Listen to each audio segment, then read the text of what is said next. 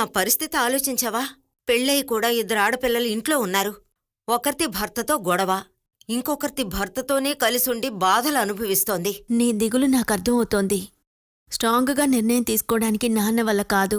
బాధ్యతల నుంచి తప్పించుకోవాలనుకునే నాన్నున్నప్పుడు నువ్వు మా కోసం వచ్చి నిలబడలేవు. 2 మగపిల్లని నమ్మే ఇప్పుడు నీ జీవితం. అది నాకు తెలుసు. అందువల్ల నువ్వు ఒక నిర్ణయం తీసుకోవాలి. ఎందుకు పనికిరాంది వదిలేయాలి. ఎవరు నన్ను వద్దనుకున్నా జీవితాన్ని చూసి ఇక నేను భయపడినమ్మా. నాకిప్పుడు ఎటువంటి భయం లేదు. జీవించాలనే ఆశే ఉంది. నా గురించి నువ్వేం దిగులు పడద్దు. నీ కొడుకులు నాన్న ఏమంటున్నారో నువ్వు అదే విను. నీ వల్ల అదే కదా వీలవుతుంది.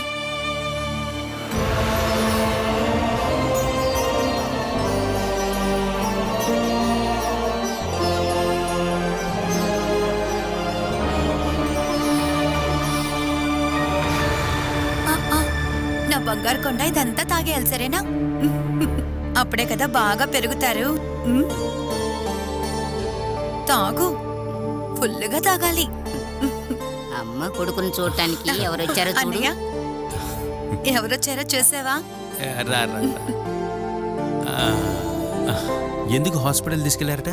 నేను అమ్మ కాల్ చేశాను కదా. అలా అయితే అమ్మ దాచుంటుంది. ఇక్కడికి వచ్చిన తర్వాతే నువ్వు బిడ్డను తీసుకుని ఒకరోజు హాస్పిటల్లో ఉన్నావని తెలిసింది. ఇప్పుడు ఎలా ఉంది? ఏమీ లేదన్నయ్య, ఎప్పుడో స్మార్ట్ అయ్యాడు. అరే రే బంగారం, నువ్వు నాతో వస్తావా? వస్తావా? వస్తావా?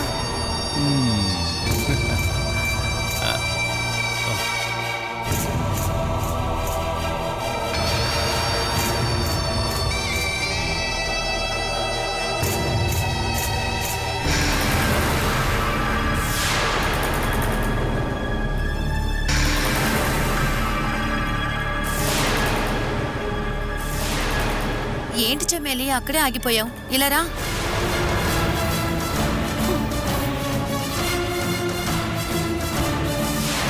మీరు వీడిని చూడ్డానికి మాత్రమే రాలేదని నాకు తెలుసన్నయ్య. చెమ్మేలిని పాపని చూద్దామనే గారా? చెమ్మేలిని చూసావుగా, ఇక పాపని చూడడానికి అనుమతిస్తుందా అని చూద్దాం. అత్తయ్య వెంట చూసుకోండి, మేము ఇప్పుడే వస్తాం. ఆకలిస్తుందా? పాలతో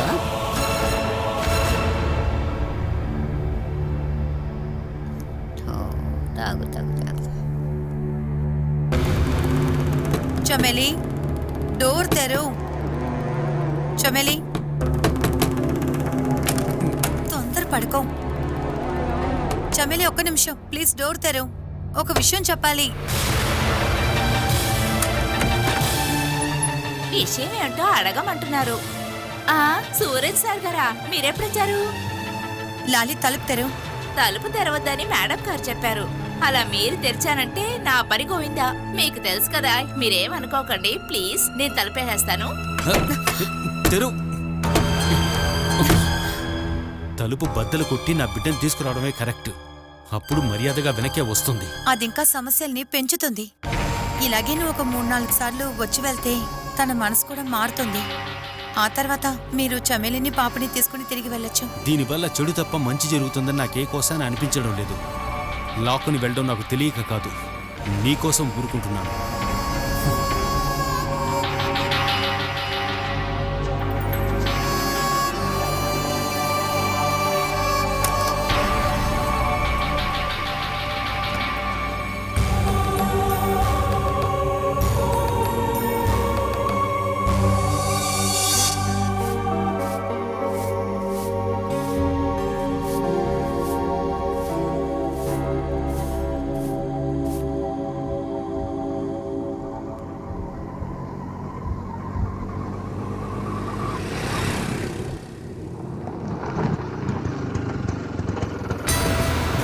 దిగిరా తల్లి. ఎంతైంది?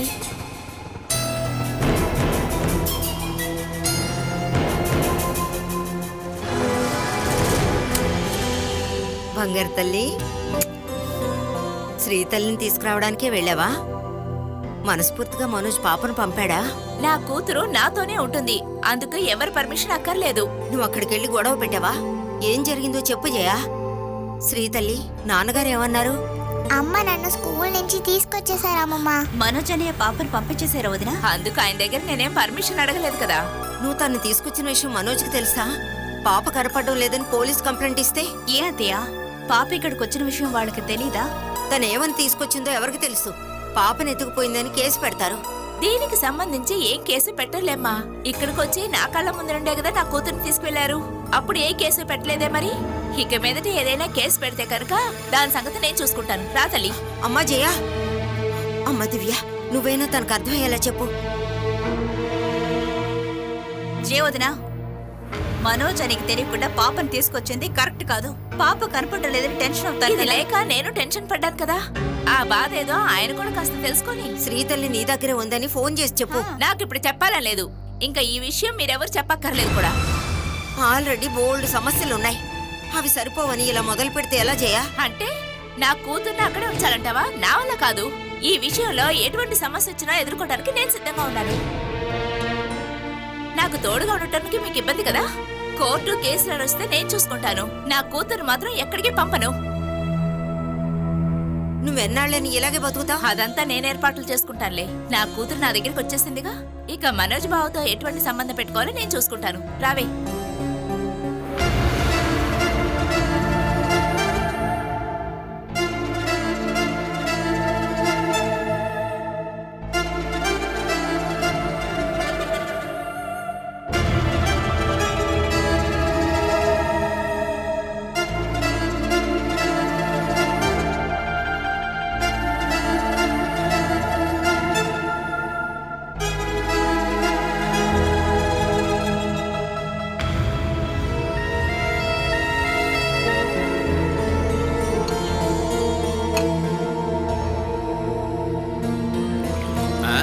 ఇక్కడ ఉన్నోళ్ళందరూ ఎక్కడికి వెళ్ళారు జగదాంబ?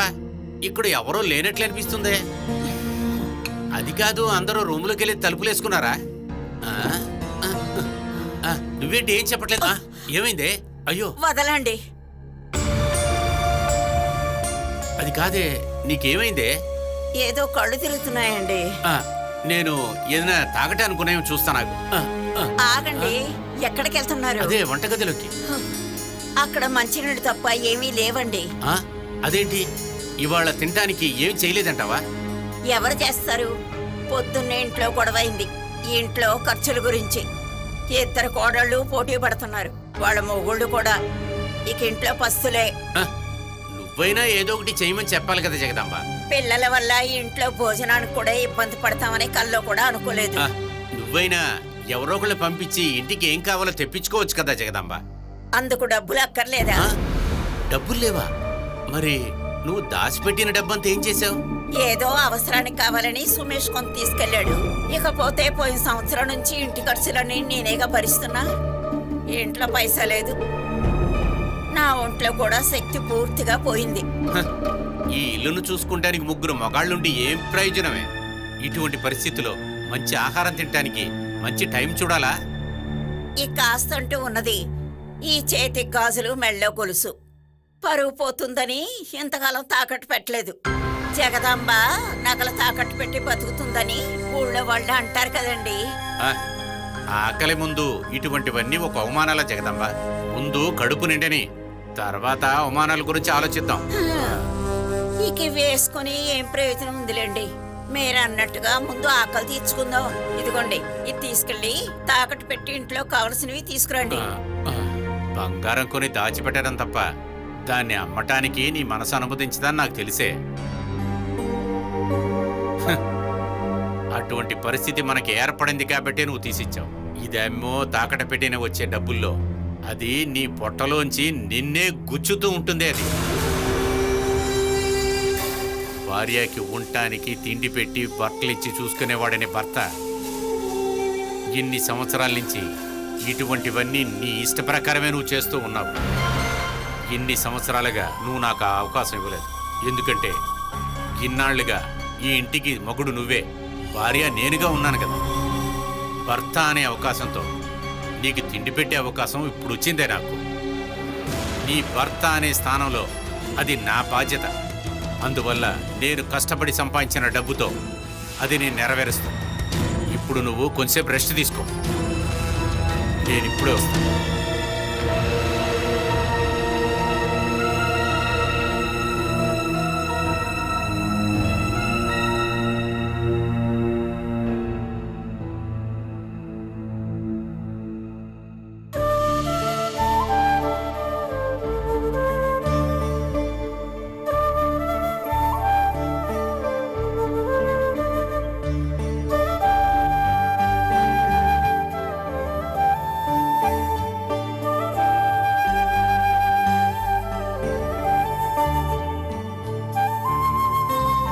ఆ, ఎవరది? వదులు. రా.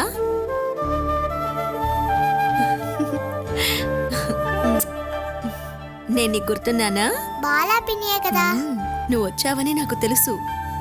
నిన్ను చిన్న పాపగా చూశాను, ఇప్పుడు పెరిగిపోయావు. ఈ పాప మీ పాప పిన్ని. అవును. ఏ నీకు కావాలా? తన్ని మీరే తీసుకొని పిన్ని. ఇంకోసారి పుట్టే పాపని నాకివ్వండి. నీకొక పాప కావాలని మీ అమ్మకి నాన్నకి చెప్పు. పిన్ని నువ్వెవరికి చెప్పకు. అమ్మా నాన్న ఎప్పుడు గొడవ పడతానే ఉన్నారు. నాన్నకు తెలియకుండా అమ్మ నన్ను స్కూల్ నుంచి తీసుకొచ్చేసింది. నాన్న ఇప్పుడు దిగులు పడతా ఉండుంటారు. నీకెవరితో ఉండాలనుంది? నాకిద్దరు ఇష్టమే పిన్ని. నేనంటే కూడా ఇద్దరికి ఇష్టం. అది వాళ్ళిద్దరు కూడా తెలుసుకోవాలి కదా బాలా పిన్ని. నువ్వు బాధపడద్దు, వాళ్ళు అర్థం చేసుకుంటారులే. నువ్వు ఇక మీ అమ్మా నాన్నలతోనే ఉంటావు. వాళ్ళిద్దరి మధ్య గొడవలు ఎందుకు వస్తున్నాయి తెలుసా పిన్ని? మీ వల్లే. అవును, మీ పేరు చెప్తే చాలు అక్కడ ఎప్పుడు చూసినా గొడవలే. ఎందుకని పిన్ని అలా గొడవ పడుతున్నారు? కొన్ని విషయాలు అంతే. మనం మంచి చేయాలని చేస్తాం, అది మిగతా వాళ్ళు చెడ్డదనుకుంటారు. శ్రీ, నిన్నెవరు ఇక్కడికి వచ్చి మాట్లాడమన్నారు? చెల్లిని చూడ్డానికి వచ్చాను. చెల్లంట చెల్లి. ఇంకెప్పుడైనా ఇటు వచ్చావంటేనా? నాకు పాపకి అంటువ్యాధి ఏం లేదక్క. అంతకంటే ఘోరమైన మనసుంది కదా, అది చాలు. చిన్నపిల్ల మనసులో ఇప్పుడే ద్వేషాన్ని నింపాలా? నా కూతుర్ని ఎలా పెంచాలో నాకు తెలుసు. రావే, సానుభూతి చూపించినందుకు మీ నాన్న వల్ల వేసుకుంది. ఇక నిన్నేం చేస్తుందో. రావే, రా, లోపలికి రా.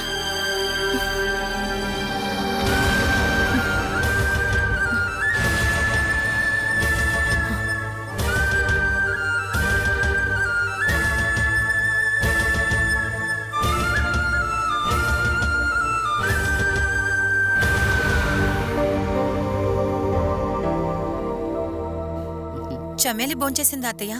నేను వెళ్ళి 2 సార్లు పిలిచాను, రాలేదు. ఇప్పుడు లారీ వచ్చి టిఫిన్ లోపలికి తీసుకెళ్ళింది. కోపగించుకుందా? ఆ, నేను వెళ్ళి మాట్లాడొస్తాను. నువ్వు ఇప్పుడు అక్కడికి వెళ్ళి తన్నేం బ్రతిలాడవసరం లేదు. నువ్వు కూర్చొని తిను. విషయం ఏంటో తెలుసుకోవాలిగా. తెలుసుకోవడానికి ఏమీ లేదు అక్కడ. మీరు బాబుని హాస్పిటల్కి తీసుకెళ్ళినప్పటి నుండి మొదలైంది. చెమేలిని పట్టించుకోకుండా కృష్ణ వెళ్ళిపోయాడని కోపం. ఒక్కొక్క విషయం ఆలోచించి చూస్తే తన్ని ఇక్కడికి తీసుకొచ్చి తప్పు చేశామనిపిస్తుంది. అదేంటత్తయ్య? చెమేలి బిడ్డను తీసుకుని ఇక్కడికి వచ్చిన దగ్గర నుండి ఏదో ఒక సమస్యే. ఇక్కడేం సమస్య? ఇవన్నీ ఇలాగే వదిలేస్తే సమస్యలే ఎక్కువ అవుతాయి. అత్తయ్య మీకేమన్నా తప్పుగా అనిపిస్తే నాకు చెప్పండి.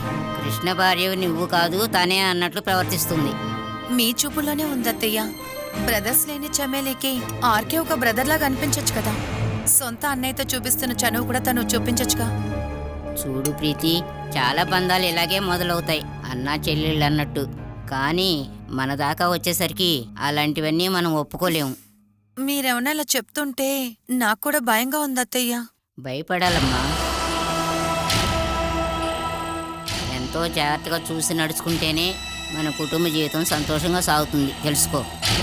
ఆర్కే చమేలిని ఒక చెల్లెల్లా చూసి తన మీద కేర్ చూపిస్తున్నారని తెలుసు. చమేలికి ఆర్కే తన కోసం వచ్చే తను సాయం అడిగే ఒక మనిషి. అలా అనుకుంటేనే చాలు. ఇలా చెప్పి నిన్ను నువ్వే మోసం చేసుకుంటున్నావు ప్రీతి. కొన్ని విషయాల్లో మనం గట్టి నిర్ణయాలు తీసుకోవాలి. నువ్వు రిస్క్ తీసుకొని చెమేలిని ఇక్కడ తీసుకొచ్చి ఉంచావు. అందుకని చెమేలికి ఏదవసరమైనా కృష్ణ కాదనకుండా చేసి పెడుతున్నాడు. ఆర్కే మీతో ఇలా అన్నారా అత్తయ్య? ఇవన్నీ చెప్తేనే తెలుస్తాయా ఏంటి? వాళ్ళని చూస్తేనే అర్థమైపోతుంది.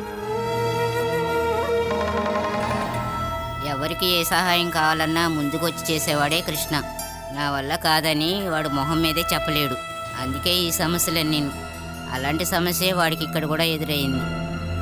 అన్ని విషయాలు మన మధ్య ఓపెన్గా మాట్లాడుకుంటాంగా. నేను అపార్థం చేసుకుంటానని మీరు తప్పుగా అనుకోవద్దు. మీ మనసులో ఉన్నది నాకు చెప్పండి. కృష్ణని నువ్వు పూర్తిగా నమ్మటంలో ఏ తప్పు లేదు. నీ స్థానంలో వేరెవరైనా ఉండి ఉంటే ఈ ఇల్లు 2 అయ్యేది. ఇది ఇంట్లో సమస్య. బయట నుండి చూసేవాళ్ళు ఏమైనా అనుకోవచ్చు. కృష్ణకు బంధువులు చాలామంది ఉన్నారు, అలాగే శత్రువులు కూడా ఉన్నారు. బయటికి నవ్వుతూ కౌగులించుకొని ఫోటోలు తీయించుకుంటూ ఉంటారు, కానీ ఎప్పుడు అవకాశం వస్తుందని ఎదురు చూస్తుంటారు. 2-3 సార్లు చెమ్మేలిని కృష్ణతో చూస్తే ఇక చెప్పవసరం లేదు. అలా ఎవరైనా నిందలు వేస్తే పరువు పోయేది కృష్ణకే కదా.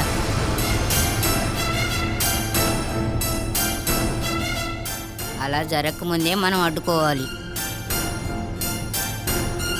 నువ్వు ముందు చేయవలసింది చెమ్మేలిని అడ్డుకోవడమే.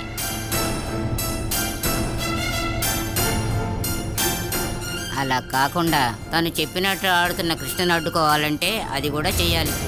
ఎవరినైనా సరే కంట్రోల్ పెట్టడం నీ చేతిలో ఉంది.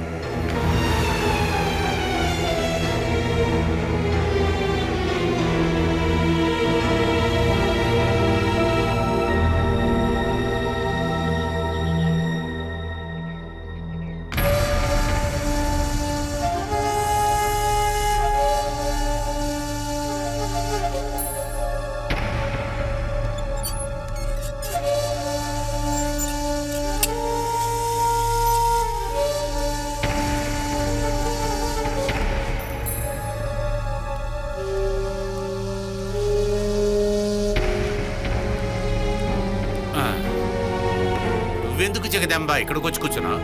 నిన్ను కాసేపు లోపల రెస్ట్ తీసుకోమని చెప్పేలానుగా. లోపల ఉండాలంటే ఏదోలా ఉందండి.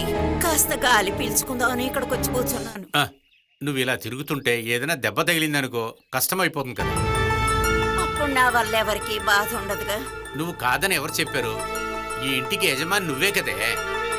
పిల్లల్ని నువ్వు మగ పిల్లలుగానే పెంచావుగా, కానీ వాళ్ళకి మంచేంటో చెడేంటో నువ్వు చెప్పలేదే. రా లేగు. చెయ్యి బాగా ఆ, పట్టుకో. పట్టుకో. పెళ్ళైన తర్వాత నువ్వు మనసారా నా చెయ్యి పట్టుకునేది ఇప్పుడేనే. ఏం తీసుకొచ్చారు మీరు? ఒక ఇంటికి ముఖ్యంగా కావాల్సిందేంటి? బియ్యం, అవి ఉన్నాయి. ఉప్పు, పసుపు, కావాల్సిన సామాన్లన్నీ మిగతా అన్ని కూడా కొనుక్కొచ్చేసాను ఇక్కడికి. వీటికి డబ్బులు? గుడిలో ఉన్న కమిటీ ప్రెసిడెంట్ దగ్గర నేను 500 రూపాయలు తీసుకున్నానే. వచ్చే 12వ తారీఖు నుంచి తిరణాలి కదా. భజన చెప్పు, భాగవతం పాడు, ఎలాగోలాగా తీర్చేస్తాను అనుకో. నువ్వు లోపలికి రా, భోజనం ఉండాలి కదా. ఎవరు చేస్తారండి? నాకు ఒంట్లో అసలు బాగోలేదు. నువ్వు లోపలికి వెళ్ళి రెస్ట్ తీసుకో. భోజనం, కూర అది నేను వండుతా.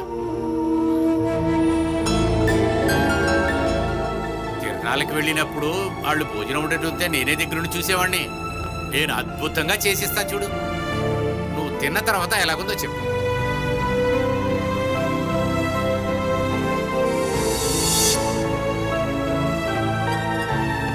మొత్తం తాగేయాలి. పాలు తాగితే నువ్వు త్వరగా పెద్దదానివి అయిపోతావు.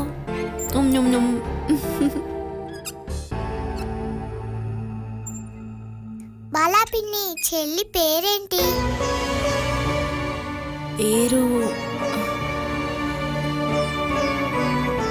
పేరు పెట్టలేదు. అదేంటి?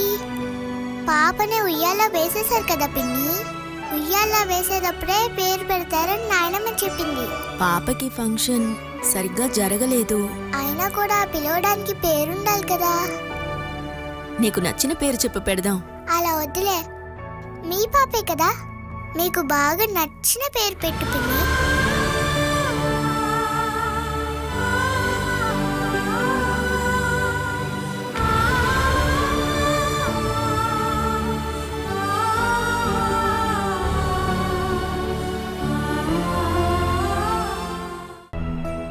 వెళ్ళొస్తాను.